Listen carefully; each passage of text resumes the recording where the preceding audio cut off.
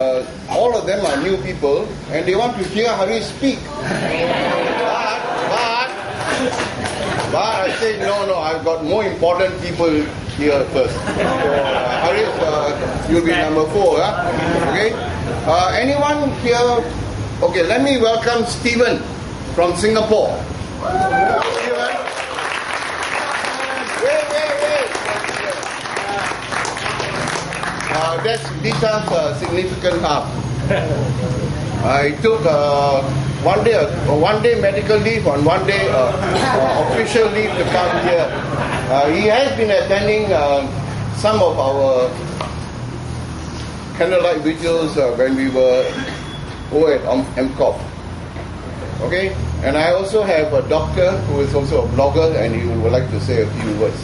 But before that, let me torture Lita first. Lita? Now, Lita.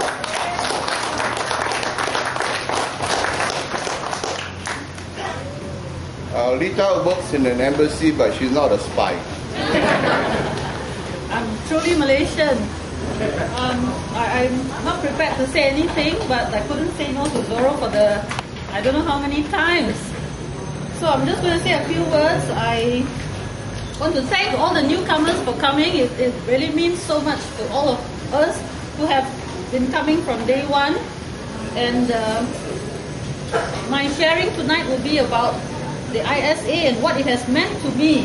It has meant that I've met all Malaysians and without worrying about where they come from, what car they drove, where they are working, how much they earn, how big is their house. Here everybody is a Malaysian, and I think that's what means the most to me.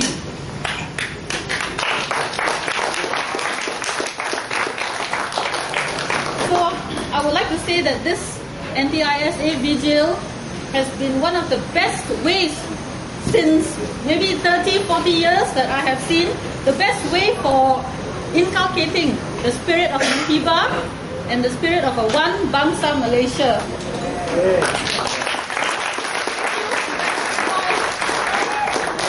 Can I call upon Dr. Cruz, please?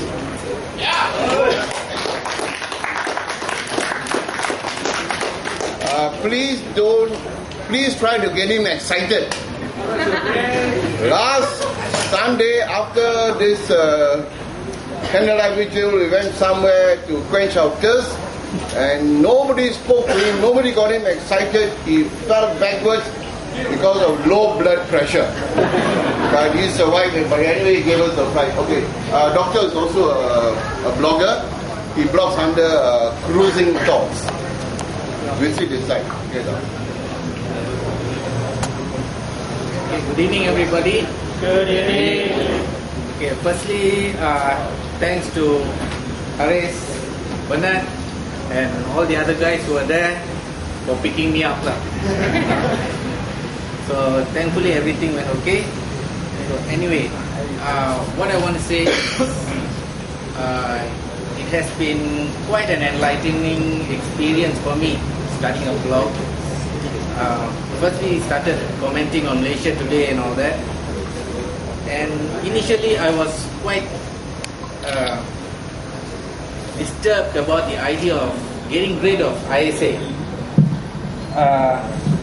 Simply because of the element of fear. This has been drummed into our mind that if we do not have the ISA, some terrorist is going to bomb us someday. Now, we had some sort of debate or discussion or whacking each other on Malaysia Today, where we actually discussed about this ISA and got me thinking. Thankfully, Raja Patra also whacked me and all that on the blog, and it got me thinking. At the end of the day, it is this fear which is their weapon. They have managed to treat us like, this experiment, Pavlov's dog, where he rings the bell and the dog starts drooling, even if there's no food. So right now, even if there's no bombs, there's no terror, the fear is there. No? And it is this fear that prevents thousands from coming here today. Every one of us has this element of fear. But what matters more is courage when we stand up to this fear. And that is why I come here, I try to come here at least every week to have a sort of fellowship with those who wish to stand up to this fear.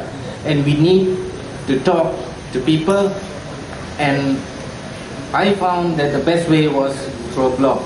But people can talk to friends every day so that we get rid of this element of fear.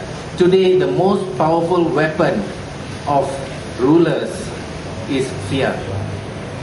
With this fear, they manage to get you to surrender your rights so that they can exploit you. So, I guess basically that's all I have to say. And please try to talk to people and tell them we are not just fighting for our rights, we are fighting for our children's rights. What we do today is not, we are not going to see, it's a long battle, and we are not going to see the fruits of it, probably not in our lifetime either, no? But it's for our children. So please think about it. It's not for ourselves. We fight for the children. Thank you. Like Bernard said, he doesn't argue with his wife on Sundays. So I also never argue with my wife on Sundays. She asked me to come and stay and say something. I went to the first visual in Airport Mall. Was it Airport Mall? No, sorry, Sarapan. I come only on the weekends to KL to meet my wife. Today I just got off the flight to come as well. I'm pretty tired. I didn't sleep for the last 36 hours. Been working and... Can you hear me? I've been working and pretty tired.